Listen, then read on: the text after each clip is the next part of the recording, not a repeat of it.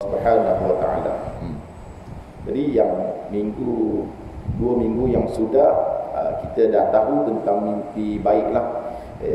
Adab kita bermimpi baik, iaitu kalau nak bercerita pun dengan orang yang amanah, nak sebarang nak kita bersembang contoh. Dan macam mana amalan, apakah amalan-amalan untuk mendapatkan mimpi yang baik. Dan pada malam ini ialah adab-adab ketika bermimpi buruk. Jadi di tangan tuan-tuan ada nota depan dan belakang surat. Muka surat yang pertama itu doa tatkala mendapat mimpi buruk, dan yang kedua doa amalan bertemu dengan Nabi Muhammad SAW. Jadi saya mulakan dengan kitab ini. Kalau musannif rahimahullah wa nafa'an bi fid din wa darin amin ya rabbal alamin. Di antara ada adab ketika bermimpi buruk. Mimpi buruk ni macam-macam tuan. Dah mimpi, terbangun, apa perlu kita buat? Jadi yang kita harus ketahui secara dasarnya bahawa mimpi buruk adalah dari syaitan. Mimpi apa tu? Mimpi buruk tu dari syaitan lah. Jumpa mak lampir ke mak dulu.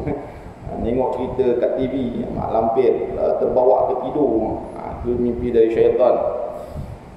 Para ulama menjelaskan bahawa datangnya mimpi buruk adalah dari syaitan berdasarkan sabda Rasulullah sallallahu alaihi wasallam. Ar-ru'ya as-salihatu min Allah wal hulmu min asy-syaitan. Qala Abu Salamah radhiyallahu anhu, in kuntu la ara ar-ru'ya ya athqalu alayya min al-jabal.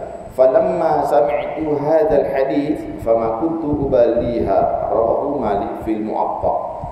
Artinya datangnya mimpi yang baik adalah dari Allah, sedangkan mimpi buruk datangnya adalah dari syaitan. Abu Salamah radhiyallahu anhu berkata, sesungguhnya aku telah bermimpi buruk, yang mana mimpi buruk tersebut bagiku lebih berat dari gunung. Akan tetapi setelah aku mendengar hadis ini, maka aku tidak mempedulikannya lagi, yang mimpi buruk tersebut. Hadis riwayat Imam Malik dalam kitab Muwatta. Jadi tuan-tuan, yang pertamanya hadis ini disebut ar-ru'ya as-salihah.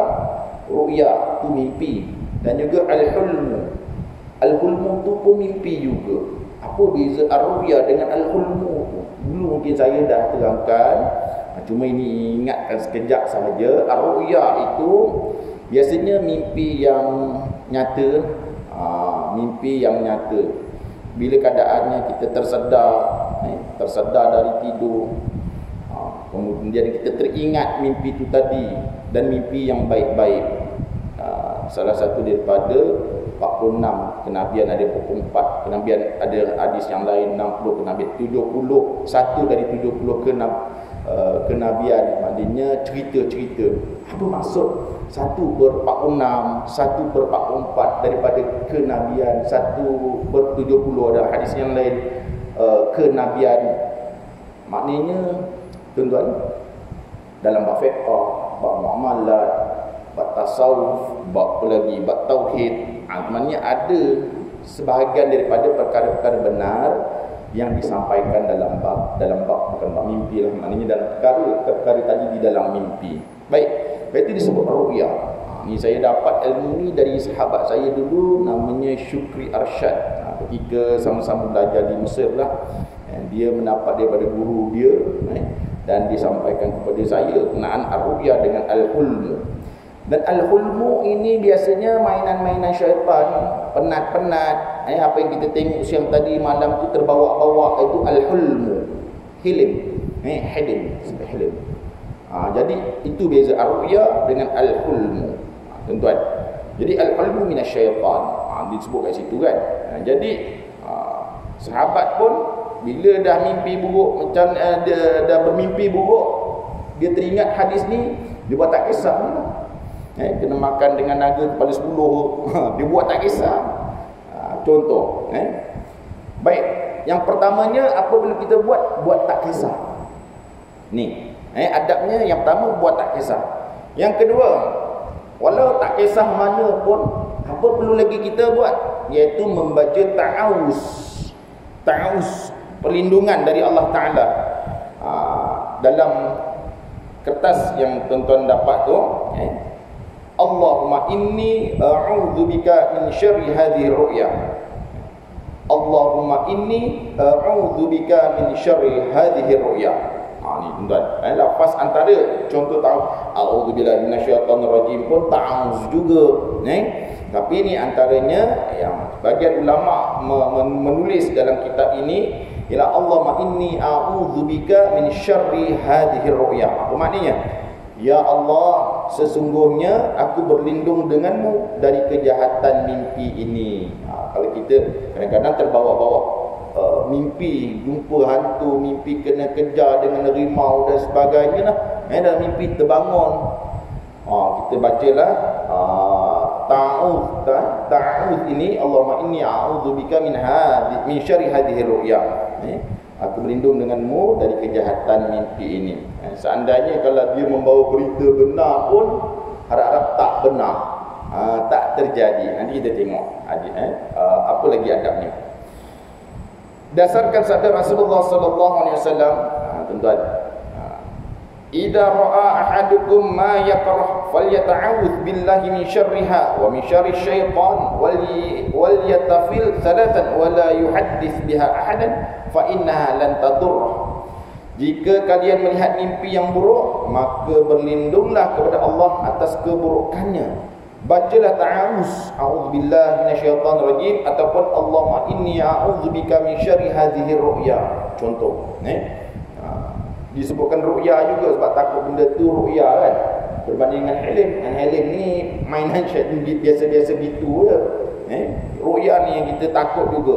Betul punya tu. Itu kena jaga. Jadi hadis ni muttafaqun alaih. Jika kalian melihat mimpi yang buruk, maka berlindunglah kepada Allah atas keburukannya. Ini baca ta'awuz dan tiuplah tanpa ludah sebanyak 3 kali. Dan mimpi tersebut janganlah diceritakan kepada sesiapa pun, maka sesungguhnya hal tersebut tidak akan membahayakannya. Hadis riwayat Bukhari dan Muslim. Baca sekali. Tolak dulu sikit. Baca sekali lagi. Sebelah kiri. Baca sekali lagi. Sebelah kiri. Sebelah kiri tuan-tuan. Tak payahlah keluarkan air liur menyembur, tak payah. Jadi mus laju. Laju. Jangan. Tak jadi. Jadi setakat ni yang saya belajar ada 2 perkara lah. Kalau yang pertamanya tadi memang yang inilah. Bila mimpi-mimpi menyeramkan, menakutkan, atau yang kita tak ingini. Yang kedua, bila ternampak kita dalam keadaan jaga ni, kadang-kadang kita ni digangguan, gangguan, dalam keadaan gangguan. Bila dalam keadaan gangguan, kita baca hasbiyallahu ni'mal wakil, ni'mal maula wa ni'man nasir. Gangguan yang macam mana tuan-tuan? Kadang-kadang gangguan berhala kat depan mata, salib lalu lalang, itu gangguan dari jin. Jin kafir itu biasanya. Dia memang, ataupun dari syaitan pun, syaitan memang iblis, syaitan jin kafir ni memang dia nak merosakkan akidah. Antaranya ialah dilintaskan dengan gangguan-gangguan tadi ni, salib, berhala, patung Buddha dan sebagainya. Baca hasbiyallahu ni'mal wakil, ni'mal maula wa ni'man nasir. Lagi sekali baca hasbiyallahu ni'mal wakil, ni'mal maula wa ni'man nasir. Lagi. Baca lagi hasbiyallahu ni'mal wakil, ni'mal maula wa ni'man nasir. Lagi. Ni kalau misal kata anak kita ternampak terbayang orang gangguan pun boleh ajar dia. Okey, suruh tiup ni, tiup. Ajar tiup. Contoh itu. Mudah-mudahan terhindar. Kalau di Mesir sana tuan-tuan, setiap kali nak dekat periksa ni berlakulah gangguan. Gereja-gereja dia akan menghantar jin dia supaya mengganggu akidah. Budak-budak tengah study ni kan macam-macam emosi dan sebagainya. Itu contoh. Kita Malaysia ni pun lebih kurang juga begitulah. Cuma kena jaga. Sebab sana lagi belajar agama. Itu dia akan menjadi satu gangguan bagi. Tengah belajar kadang nampak terlibat salib dan sebagainya. Itu biasa gangguan. Itu diceritakan oleh tuan guru kami lah di sana. Dan juga abang-abang lama lah. Jadi antaranya kita perlu baca itu. Doa itu supaya kita menjadi teguh pendirian pendirian kita sebagai orang mukmin. Jadi nak mengganggu akidah. Baik tuan-tuan yang mulia yang dirahmati Allah Taala, kita sambung lagi. Tadi yang kedua, kita dah pertama buat aja, kemudian kita baca ta'awuz tadi sambil kita ludahkan ke kiri, ludah atau hembuskan ke kiri. Kemudian yang ketiga, kita ubah posisi tidur, dan yang lebih utama adalah bangun dari tidur kemudian laksanakan solat sunat. Sama ada kita tadi kanan ke kiri lah pula jangan pula terlungkup kan. Meniarap. Tidur meniarap tu tidur syaitan. Tadi mimpi dah dengan setan ni. Meniarap dengan setan lah. Tak jadi. Tak jadilah nak hindarkan daripada mimpi setan. Jadi dia meniarap bersama dengan syaitan. Tu jangan. Jadi dia mengiring kanan ataupun mengiring kiri, lebih baik dia bangun, ambil wuduk, solat. Kalau andainya waktu tu malam lah pukul 1 pagi, pukul 12, pukul 2 pagi kan. Kalau dah subuh tu bangunlah terus untuk solat subuh. Tak payahlah ustaz kata ubah posisi badan. Lama mana ya? Tanya lama mana pula kan. Kalau dah subuh tu bangun, ala-ala dah pukul 2 pagi tu bangunlah untuk solat tahajud. Itu berdasarkan sabda Rasulullah sallallahu alaihi wasallam, fa in ra'a ahadukum ma yakrah falyakum falyusalli.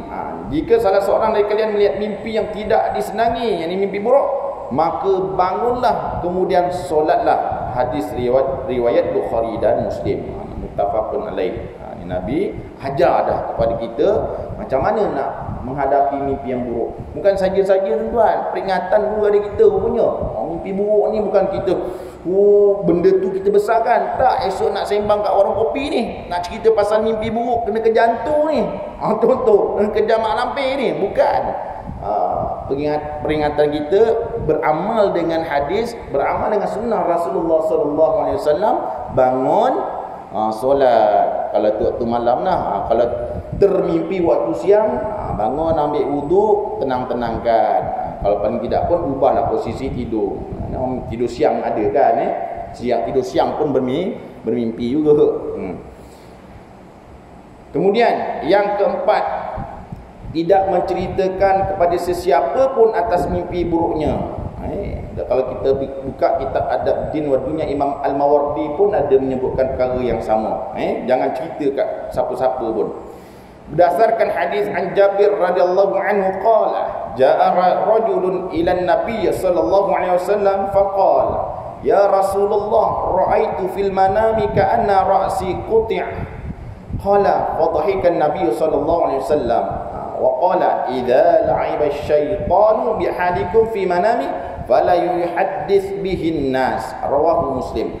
Dari sahabat Jabir radhiyallahu anhu berkata, telah datang seorang lelaki kepada Nabi sallallahu alaihi wasallam seraya berkata, wahai Rasulullah, aku melihat dalam mimpi seakan-akan kepalaku ini seperti terputus. Allah, dalam mimpi kepala seperti terputus. Maka Nabi sallallahu alaihi wasallam tersenyum seraya berkata, tersenyum. Kalau dhahika tu ketawalah. Ketawa Nabi tu senyumlah. Kalau gelak Nabi pun nampak gigi gitu je kan. Ni kelakar lah ni.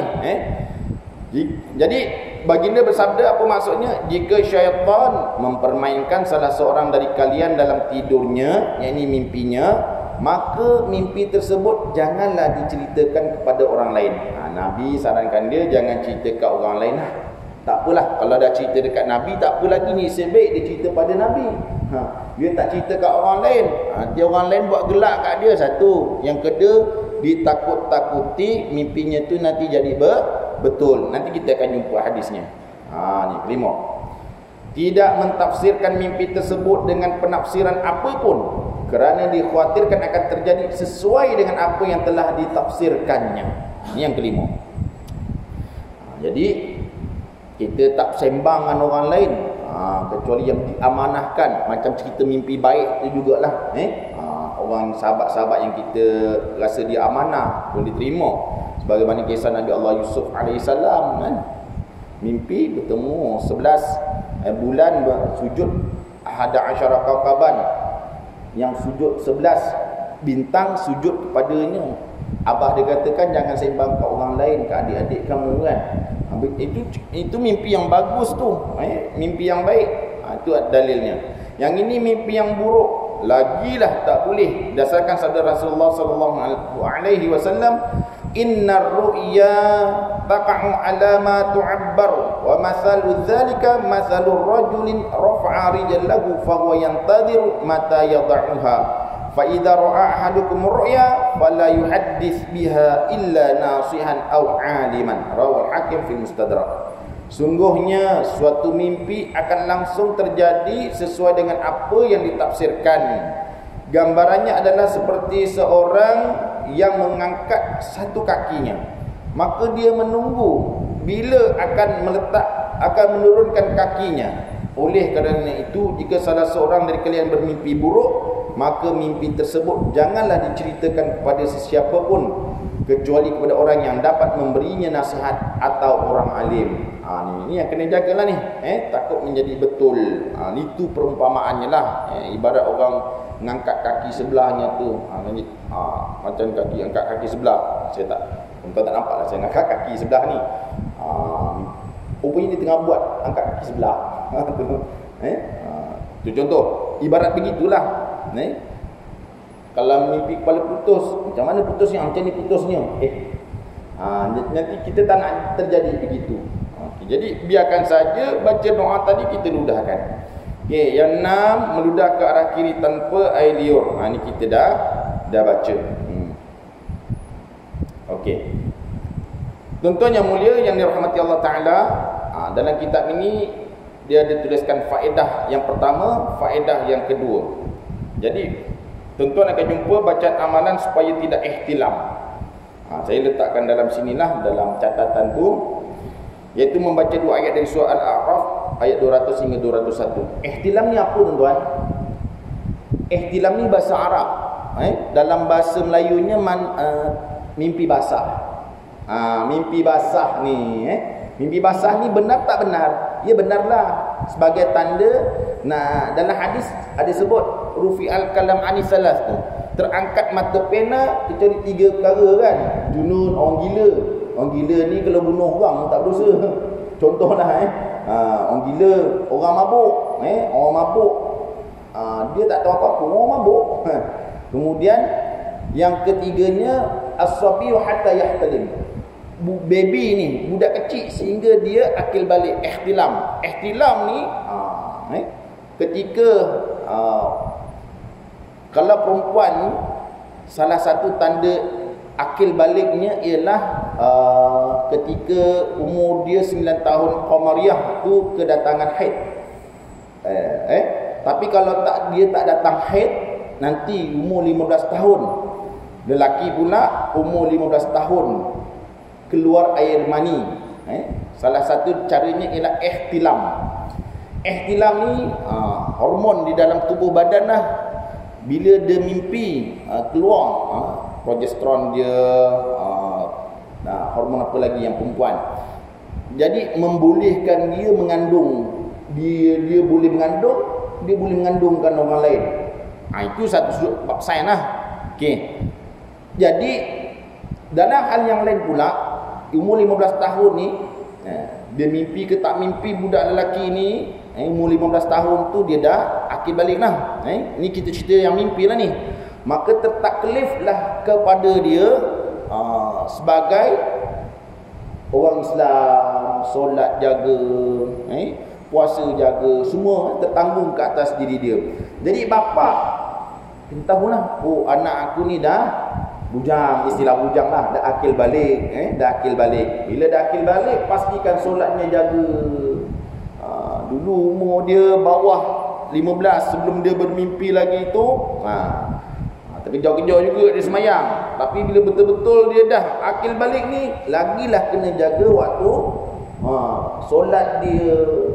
Orang kata rukun Islam kena jaga, rukun iman dia pun dipelihara. Itu bukan seronok-seronok ihtilam ni. Itu bermimpi keluar sperma tu.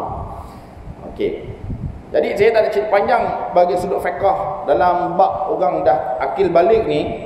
Kalau mimpi keluar, mimpi bersetubuh tapi tak keluar, Mandi tak mandi? Contoh. Saya cerita tu cukuplah. Kalau tak keluar, tak payah mandi. Tak keluar, tak mandi. Kalau keluar mandi, perempuan macam mana? Perempuan mimpi. Ummu Sulaim pernah bertanya kepada Nabi sallallahu alaihi wasallam, ya, kalau perempuan keluar hasil cairannya itu, maka mandilah wajib. Mandi wajib. Tu okey. Jadi tuan-tuan yang mulia, apa doanya? Kita last kita tengok doanya ataupun ayat ni supaya kita tak ihtilam lah. A'udzubillahi minasyaitonir rajim. Wa imma yanza'annaka minasyaitani nazghun fasta'iz billah innahu samii'un 'alim. Innal ladzina taqaw idza massahum ta'ifun minasyaitani tadhakkaru fa idza hum mubsirun. Ni bacalah ayat ni untuk kita pun sendiri. Jadi bukan setakat orang biasa-biasa je diuji dengan ihtilam ni. Wali Allah siapa? Syekh Abdul Qadir Al-Jilani. Tuan-tuan mesti tahulah cerita beliau. Syekh Abdul Qadir Al-Jilani 40 kali dalam satu malam dia diuji. Mimpi ihtilam ni. Bangun, dia tidur di sebuah rumah besar. Kemudian dia mimpi dalam keadaan waktu tu musim sejuk. Dia bangun, mandi, solat, tertidur, dia diuji. Ni wali Allah ni, dia diuji. Sultan wali, raja segala wali ni diuji. Kita ni orang biasa, orang biasa. Kita rasa seronok, dia tidak. Dia rasa dia diuji. Ujian dia bukan setakat tu saja tuan-tuan. Dengar satu suara, engkau ni sebenarnya dah hebat dah, kau dah tak payah semayang pun tak apa. Tapi apa kata dia, kau ni setan ni. Dia diuji begitu. Kalau kita, kau ni dah tak payah semayang lagi lah. Kau ni selalu bangun malam di masjid, dah okey dah tu, dah tak payah lagi. Agak-agak tuan-tuan, kita dengar satu suara, tiba-tiba dengar satu suara. Ini suara siapa ni? Suara malaikat ke? Contoh gitulah kan. Mungkin kita tak semayang terus. Tapi ni wali Allah. Begitu juga pernah berlaku kisah Syekh Zaki di Asyirah Muhammadiyah. Dia khalifah tarikat Muhammadiyah.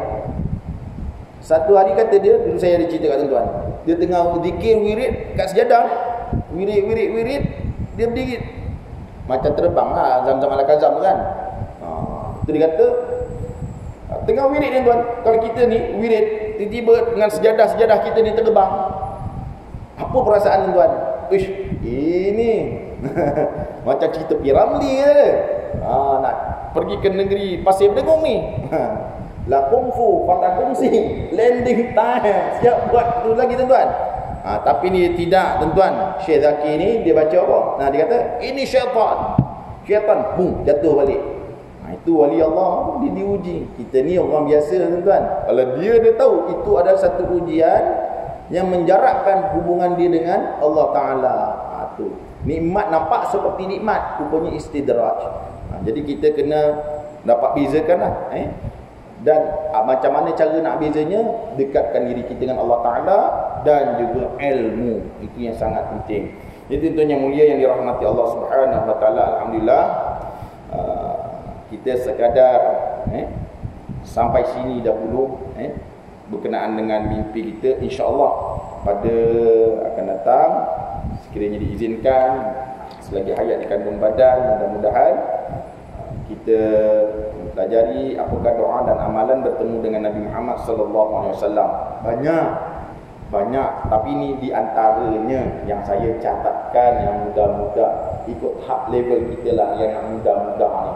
Tuan-tuan, level orang lain tu tahapnya tinggi-tinggi, mungkin kita tak tercapai, tak tergapai.